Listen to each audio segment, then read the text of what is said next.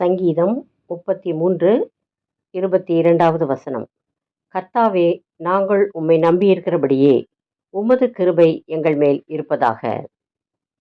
என்னுடைய உழைப்பினால்தான் நான் முன்னேறினேன். என்னுடைய நல்ல நேரம்தான் என் வாழ்வின் முன்னேற்றத்திற்கு காரணம். என்னுடைய விடாமுயற்சிதான் என் செயலின் வெற்றிக்கு காரணம் என்பன போன்றவைகளை பலர் சொல்ல கேட்டிருக்கிறோம். ஆனால் அவைகளுக்கு பின்னால் இயேசுவின் கிருபை இருக்கிறதை அவர்கள் நினைப்பதில்லை. கிருபையின் தேவனாக இயேசு இந்த உலகத்திற்கு வந்தார். நாளை என்ன நடக்கும் என்பதை அறியாத மனிதர்கள் எதையோ மேன்மையாக நினைக்கிறார்கள். அவைகளை குறித்தும் பேசுகிறார்கள். நாம் நிற்பதும் நடப்பதும் உண்ணுவதும் உறங்குவதும் விழித்து இயேசுவை நினைப்பதும் அவருடைய கிருபையே. புலம்பல் 3:22 நாம் நிர்மூலமாகாதிருக்கிறது கர்த்தருடைய கிருபையே. அவருடைய இரக்கங்களுக்கு முடிவில்லை.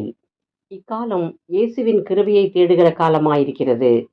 நான் இருக்கிறது நான் தேவ கிருபையினாலே இருக்கிறேன் என்று அப்போஸ்தலனாகிய பவுல் 1 கொரிந்தியர் 15:10 எழுதியுள்ளார்.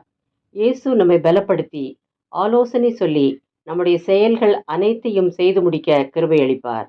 என்னை பலப்படுத்துகிற கிறிஸ்துவினாலே எல்லாவற்றையும் செய்ய எனக்கு பலனுண்டு என்று 1 தீமோத்தேயு 1:12 எழுதியுள்ளார்.